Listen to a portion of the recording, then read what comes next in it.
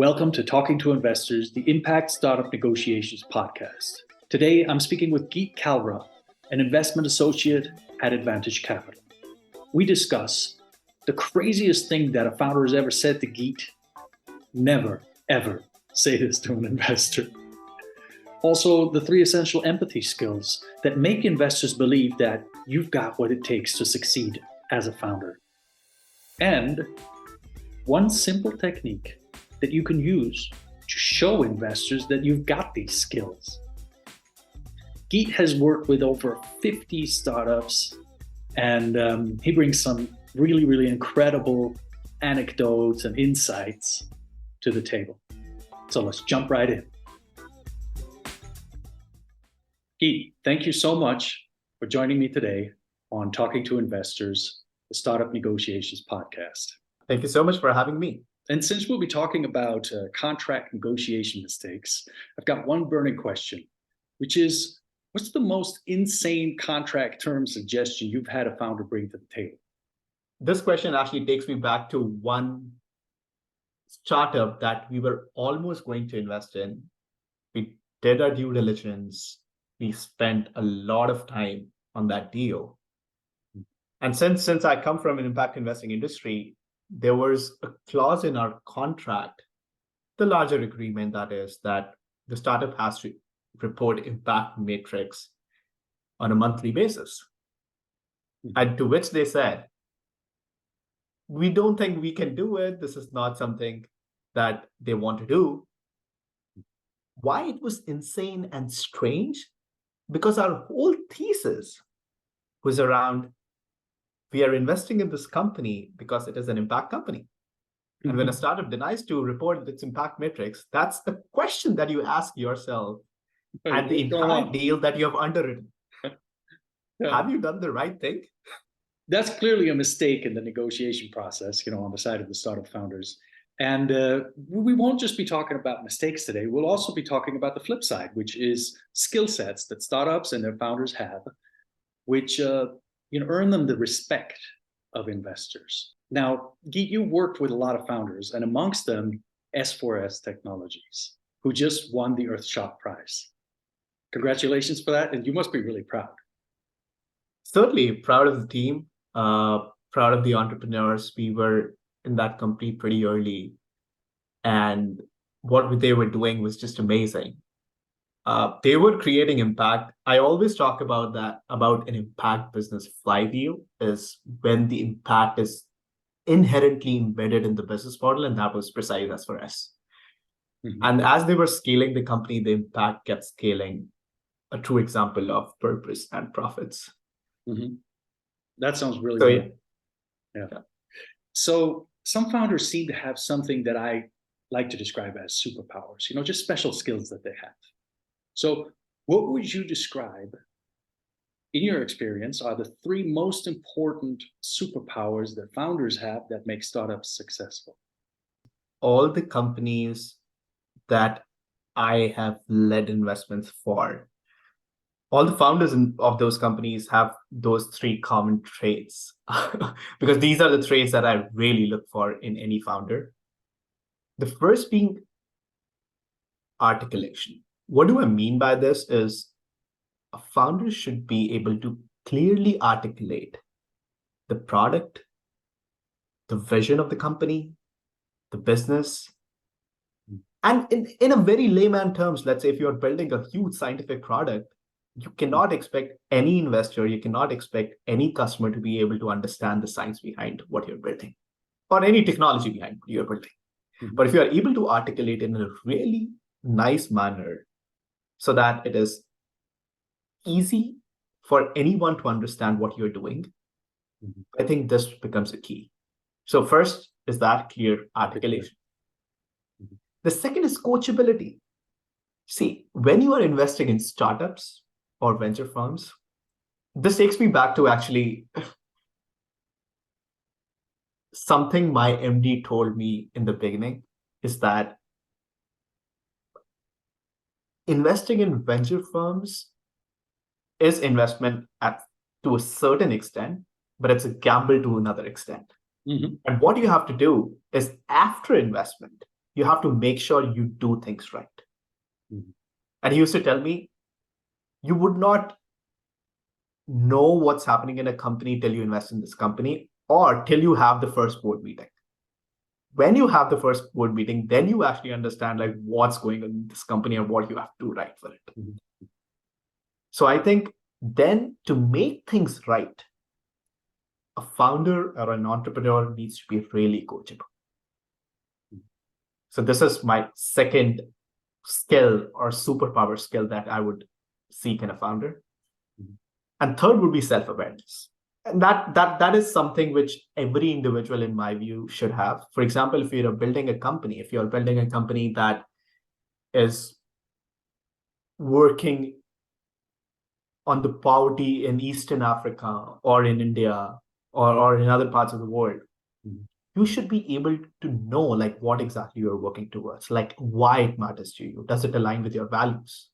Mhm. So if you are a self-aware individual, that is something that actually makes an investor's job really easy. Mhm. A, to work with you, and B, to actually invest in you.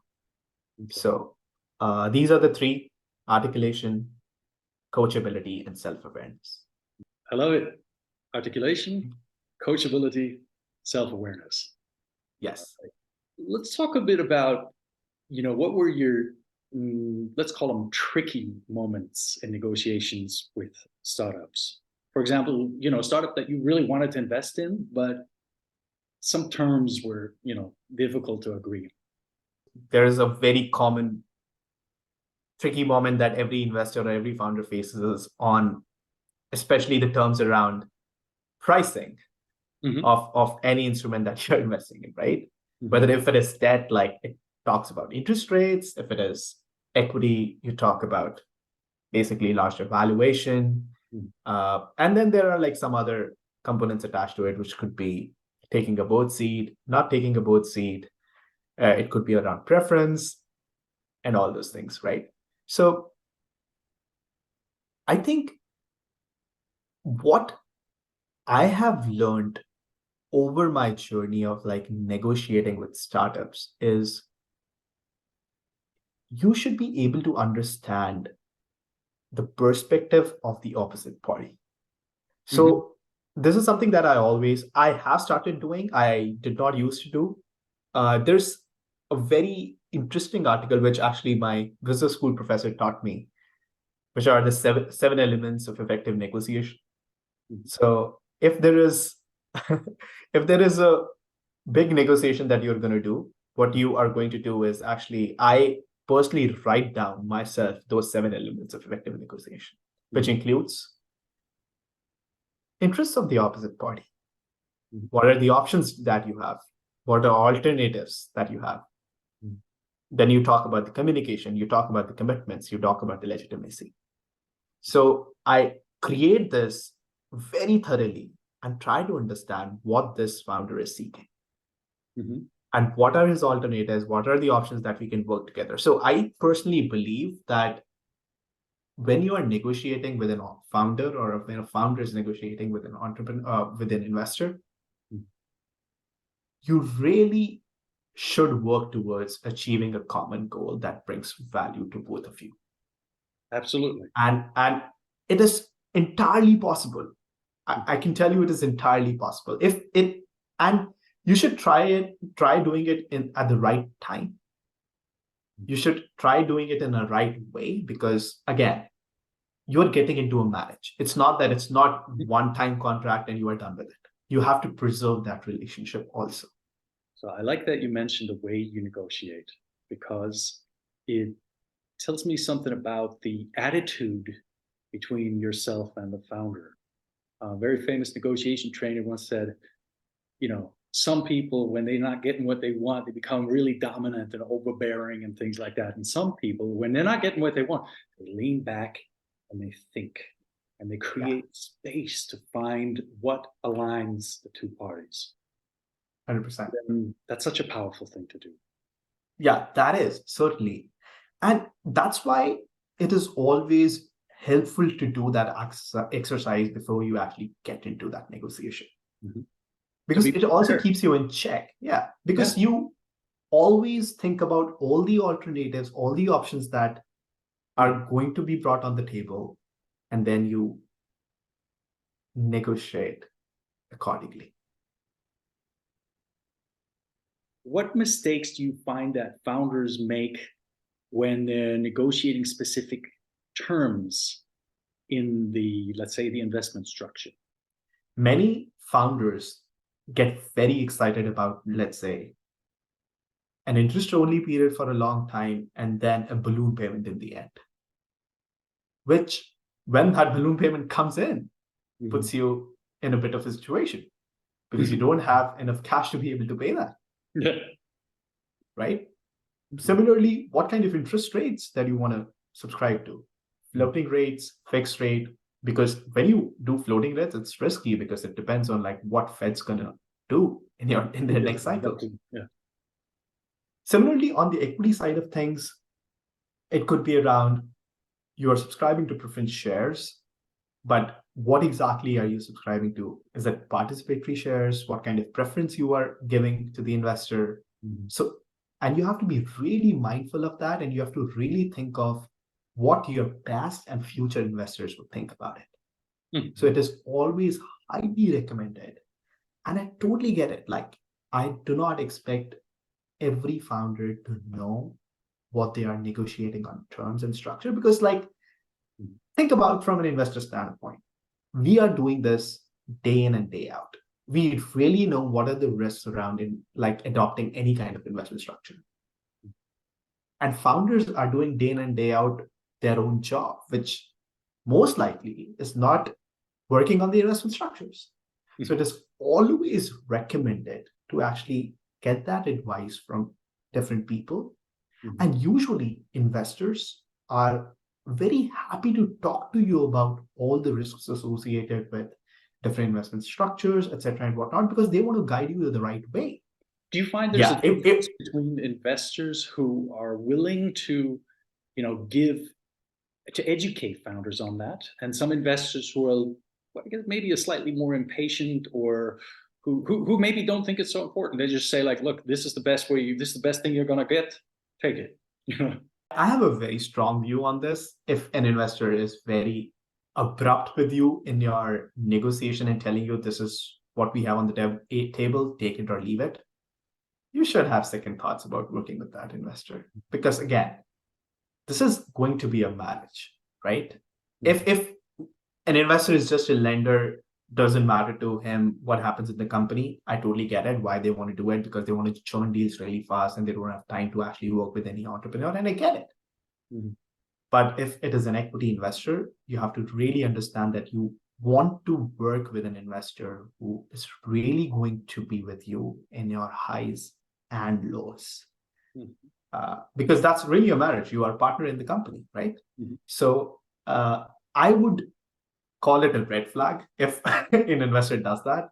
I personally do not do it. I try to be empathetic to the founders, and I try to tell them all the positives and negatives of any kind of investment structure. Because sometimes I've been in situations where founders kind of nod and they go like, yep, okay.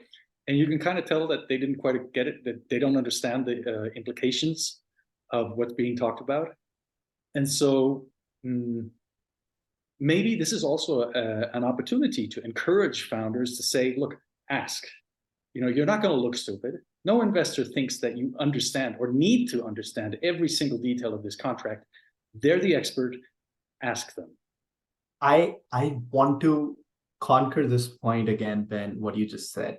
There's something that I always encourage anyone, whether it's a founder or anyone, is the three-letter word ask.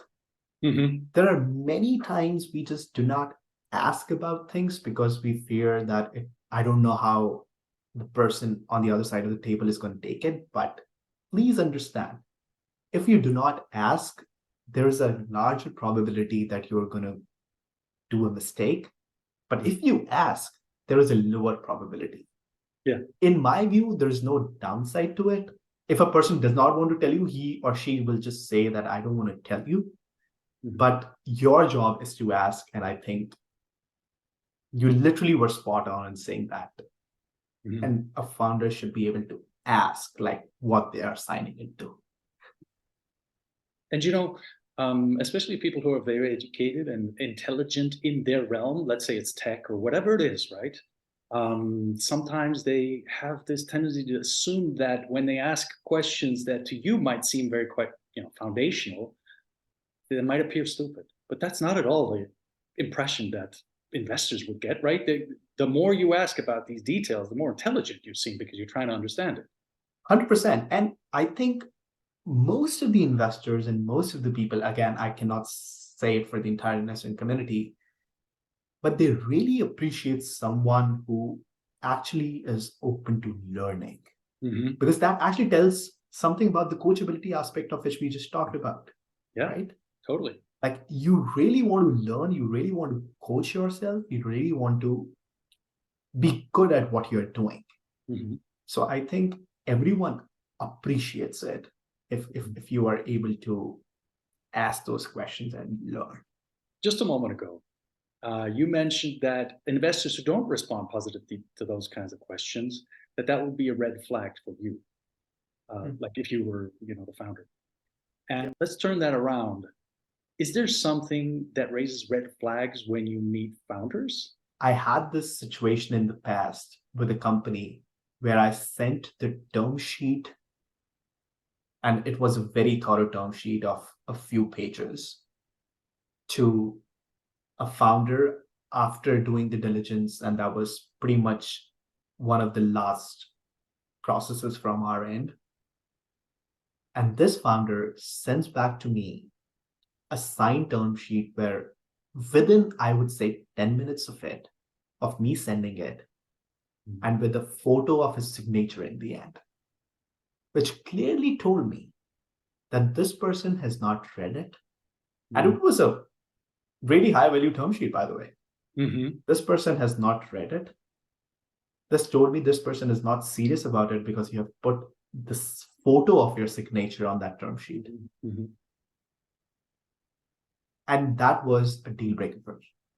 Even though I spent months engaging with this company, presenting to my investment committee, getting an approval, that was something which was not negotiable. So that is like one extreme. That shouldn't happen, right? Yeah. That was one extreme of it. We did not invest in that company. But then there are other things like when person is super self-centered, like I know this, I know that. I mean, there are people who know this and I get it. But at the same point in time, if someone is not able to negotiate it well, is very adamant on his or her terms, and is not able to work with the investor towards a common goal that brings value to both of us, I think this personally is a red flag to me. So that brings us back to the style of negotiating that people bring to the table, right? Yeah, certainly. I think style of negotiation, how are you communicating it, and whatever you are negotiating, does that really have some basis? Because we are here we are not haggling here. If someone, let's say, no, I think 12% is good, 13 is not good. Like, what are the basis of it? We are here in a professional negotiation. Please give me some logical reasons behind what you are proposing or suggesting. Yeah. And we would be happy to consider. So this is what, again, going back to your point, the style of negotiation and how you actually do it, what do you back it with? The legitimacy part of negotiations, I would say, becomes really important. So what was the most hair-raising moment for you in a negotiation with a founder so far? One is around, I sent a full term sheet of a few pages, and a person just email response to me, like 2-3 lines on what he really wants to see in that term sheet without any explanation of it. It talks about how you communicate during that negotiation also. in my view, when you are negotiating a highly valued term sheet, you should at least make it a point to call, if not visit the investor. This helps me understand more around like what the interests of the person are, and what alternatives or options that I could propose here. So I think what also becomes important, again, the hair-raising moment is, do not do anything which, for the lack of a better word, frustrates your investor. I think it's really important for founders to know what it is that frustrates the investor, like these short kind of snippy responses, 3 lines written in response to a multi-page term sheet. Yeah. It's just totally out there, right? I think it's a question of how you respect each other, right? Like showing each other, like, yeah, right? The thing is, it's about respecting each other. It's like you are literally at the same pedestal. You are in a professional negotiation. You both are working towards your interest. And many times you have to understand that the investor is also an entrepreneur, right? If not an entrepreneur. I mean, they may be doing it for some more time, and they definitely have some money in their pocket, but they are answerable to their LPs, right? So they have also raised this money at some point to be able to invest in you. So you have to understand that an investor is, in most cases, I'm not talking about angels, etc. In most cases, is also answerable to its own LPs or its own investors. So this person is also running a company, and you are also running a company, and that's pretty much it. And in that case, you should be able to, when an investor has sent you a 15-page, let's say, term sheet, this person has put a lot of thought into it, has consulted his or her lawyers, and has sent you that term sheet for you to take a look at it and make this marriage work. And if not a single day, this person has spent multiple days on this one. And if you give a response to it in your 3 lines, I don't know. Always think from a perspective of, if you were in this person's seat, how would you have felt? I know from some founders that when they do get a term sheet, right, they get really excited and they think this is such a big step, and I'm so close to the investment actually happening, and it feels slightly scary in the sense that, is this real? Is this really happening? Because they worked so hard to try to get that investment. And suddenly here comes this thing that to them feels like winning the lottery. And they go like, is this real? Oh, I better answer quickly, So I can understand why in some cases a founder might be tempted to respond very fast to a term sheet.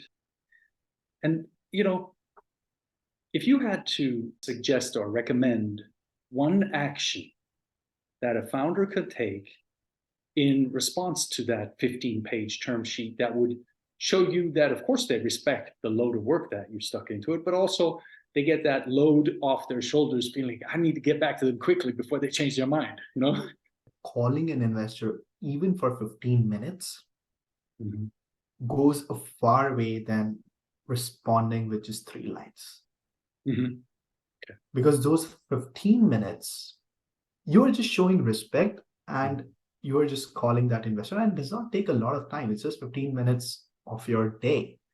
Absolutely. And if you have concerns, even if you do not have logical backing for your concerns or for what you're proposing, I think just having that conversation really helps.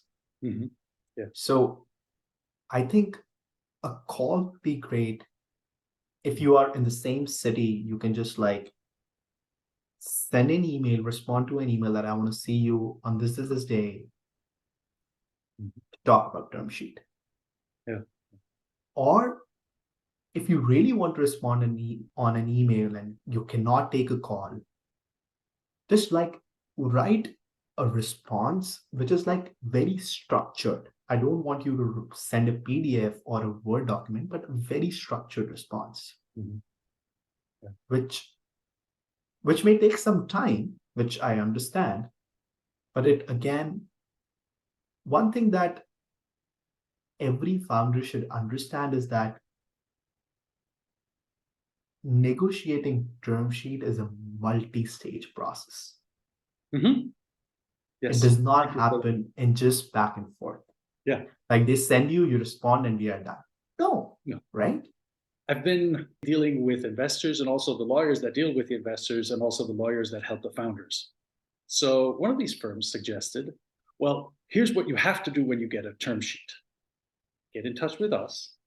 We'll go through it together. We'll redline it. We'll do a whole markup on it. We'll put all our lines of argument in why this doesn't work, why that doesn't work, why this percentage should be different, etc. And then with this complexly marked up term sheet, that's what you return to the investor. I kind of got a weird gut feeling about that. I can understand it for some founders. Yep. Because some founders really, really need that support on the legal side. And it might be overwhelming for them unless they work with a lawyer. So I can understand it for some founders. But as the investor, right, you sent out the term sheet, right? You don't get a response for 5 days. 5 days later, you get this redlined response, clearly with lines of argument from a lawyer and stuff written into it. What would be your initial feeling about that, or your initial response? This has happened to me not so long ago, actually.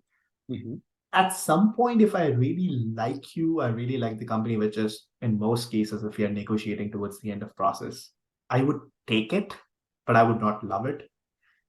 One thing that I want to suggest that a founder can do is understand the rationale behind what terms are proposed. If I propose a term of, let's say, for an example, an interest-only period for 2 years in a 5-year loan, please try to understand why the investor is proposing that. It could be because in your model, what we saw is that you are not going to make that much of cash flow that you are able to comfortably service your principal payments for the next 2 years. And this is what is going in an investor's mind when he or she proposes that, or it could be related to something else. So the idea is, if there are any obvious terms where you think that they're not as you had expected, it's always good to get on a call to understand the rationale why it was proposed. If it is, it just gives you a lot more perspective before you actually get back to your lawyer, because then you can always tell them that why this particular clause is written in the term sheet is because my investor hopes for this, wants this, or expects this. Or looked at the business plan and says, like, this is the best fit to the development of the business. 100%. This is the best fit. And then you also talk to your lawyer about, what do I think about it? And what are my concerns with this particular clause? And then you get back with a red line. And I'm sure that red line, although being red, would actually irritate less your investor. I'm sorry to use like an extreme word of irritation or frustration. It happens, but rarely happens, because again, when you're negotiating something towards the end of the process, you really love the company, you really love the person, and that's why you're doing it. But it just keeps them like still interested and invested in you. Yeah, which brings us back to, don't frustrate your investor. Yeah, if you want to use that extreme word. Or don't irritate your investor. One thing that I found quite interesting is, right, I mean, some people think that investment is all about money and figures and facts and stuff, right? But you just said, you stick with them because you really love the founders, you really love the startup, or you really love the business model. How does a word like love come into that? Investing is about again, the quantitative metrics of making that IRR or impact numbers, but it's also a lot more about relationship, rapport building, and that marriage that we talk about. Mm-hmm. Think about a scenario like an investor, I can tell you, would not like a situation where you have invested in a company, you have a certain stake in the company, or you have lent some money to the company, and this founder does not like talking to you. This founder hates you, Mm-hmm. or you hate this founder, or you hate the business model.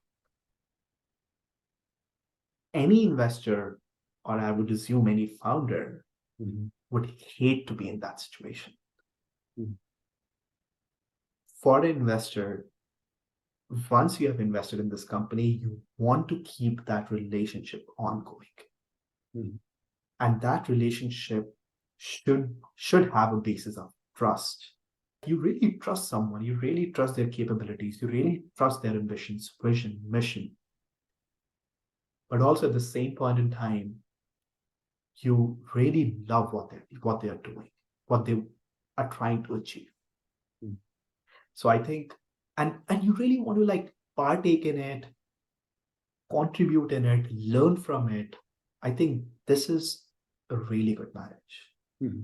What advice would you give to founders when they're negotiating about board seats? Because that's also a really tricky topic sometimes, right? Who gets to sit on the board?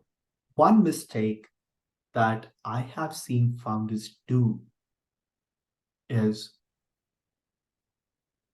again, getting very excited when they are raising an investment especially after a lot of hard work and struggle. And for the most part, it is hard work and struggle, especially when they're raising the early rounds, whether it's seed, Series A, or something, that they are happy to offer anything and everything to the investor. And many times an investor may ask for a board seat, and yes, please come in, even if that investor is like taking 5% of the company or even lower. So one thing that I want to advise the founders is that they should not lose their pragmatism for the excitement. Mm-hmm. This is something that is not recommended.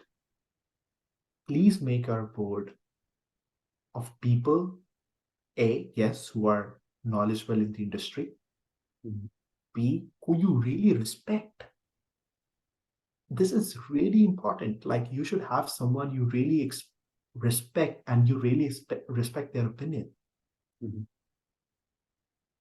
And yes, who are like bigger partners in your journey. Let's say if an investor is a 25% owner, then I would expect this person to actually take a board seat. Mm-hmm. So really be thoughtful about it. It's always good to talk to other founders, to talk to investor also about it. Again, going back to the topic of ask the investor, like, do they think it's the right way of thinking about it, etc. But only give a board seat when you think that particular investor can really add value to your vision or to your business. Mm-hmm. One interesting thing that we have seen is a concept called board observers, which are not directors, Mm-hmm. but just attend board meetings in a kind of non-official way. I think that's a good compromise. If Mm-hmm. someone is really looking for a board seat, but you don't want to get that. Yeah. So they're allowed to be there, but they don't get a vote.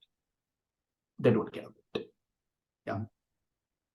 So, and you stay updated with the company, you have information rights, etc., but you don't get to vote. And I think I have seen it as usually a good compromise in such a negotiation. Okay.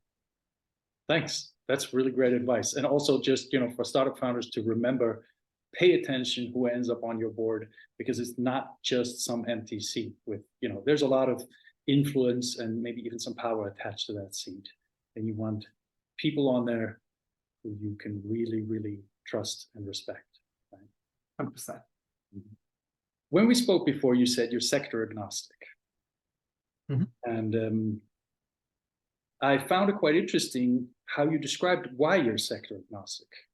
You said that impact is more related to the business model and the founder's intention than to the sector. Now, what I'm especially interested in is, how do you get a feeling for founder intention? It seems so abstract. That's a billion-dollar question. And I have given so much thought to it with, of course, people in this industry, of course, with some academics who research a lot more about it. Intention is a very subjective term. Mm-hmm. One way to actually find that intention is it gets sometimes reflected in your conversations. If, let's say, you're talking to an impact investor, and if you talk about your own values that are aligned to what you are trying to achieve, this talks something about the intention part of it. But again, it's very fuzzy, very subjective, and I tend to not solely rely on it. What I try to find are the objective ways to evaluate an impact startup. I don't want you to focus on two different directions. I want you to focus on only one direction. And as you grow that direction, it results in growth of the company financially and growth of the company in impact numbers or the quality of impact. How does that work for a company like S4S Technologies? They actually have portable solar dryers that they have given to very rural parts of India. And the women working on those portable solar dryers actually supply to S4S to be able to market their products. So as they grow their business, as they get more customers, they have to grow the solar drying part, which means produce more of those solar dryers, give it to more women in those rural parts of the country. So if you think from it, as they're growing their business, this multiplies the number of farmers that they're procuring vegetables from. It multiplies the number of women that that are working as micro entrepreneurs for that company, which actually supplies the produce to S4S to be able to sell to their customers. Mm-hmm. So do you think like the impact is inherently embedded in the business model? Mm-hmm. In all the companies that I've invested, Riley, I can show you this exact same theme across these companies. So that impact isn't a side effect. Impact is the business. Yeah, impact is the business. And again, impact is the business. And I'm not saying that impact and business/profits cannot exist together. Totally, in the S4S case and in all other companies that we have invested in, these are like existing together. They are coexisting. You should be able to be very mindful of that you are really achieving your mission of making money, yes, but also at the same point in time, doing good in the society, if that is your mission. So, if there are founders out there or startups out there that want to reach out to you, how do they reach out to you? What's the first point of contact? How do you actually like to be approached? Because there's so many different ways, right? Reach out to me on LinkedIn, reach out to me if you have my email ID, reach out to me there. And if you have my phone, call me. I'm not one of a few investors who would not pick up your phone. But if you're like really looking, one thing that I would say is we receive a lot many pitch decks on a daily basis. If you really want yours to be stand out, it's always good. And it's not for me, it's for other investors too. Always good to try getting some warm introduction and meeting someone in person. Because if you're cold emailing someone, there's a good probability that the person is not going to look at it. Sometimes they go in their spam folders. One thing that I would recommend is always try getting that warm introduction. And if you really want to do a cold reaching out to someone on a social media platform like LinkedIn, and that's my view only, is better because I'm able to see you. Mm-hmm. And I'm able to click to your profile and see who are you. Mm-hmm. If I receive an email from a name of, let's say, Geet Kalra, external email, looking for funding for my own startup in dairy space. I don't know what you're doing. You probably are building a $1 billion business. And that will be a sad part for me that I'm missing on that opportunity. But it's always good to see someone like who's behind this, like why you're doing it. So I think if you really want to do a cold reach out, in my view, to me, reaching out to LinkedIn is better than reaching out to me on an email. So we're going to share your LinkedIn profile in the show notes? 100%. Okay. No problem there. Thank you so much for joining me today for this interview. It's been a great pleasure talking to you, and I wish you lots of success with Advantage. Thanks a lot. Thank you so much, Ben. It was great chatting with you, and I would love to know more impact founders who are building impact unicorns, and would love to stay in touch with you. Wish you a lots of success with this podcast and anything and everything that you do. Thanks a lot. Thank you. Thanks for listening, and don't forget to subscribe and hit the bell button so you don't miss an episode. And please do share this podcast with any impact founders you know who might benefit from better understanding the investor mindset and from thinking about what that really means, impact. Let's start this discussion between startup founders and investors about impact in the spaces of circularity, sustainability, and regeneration.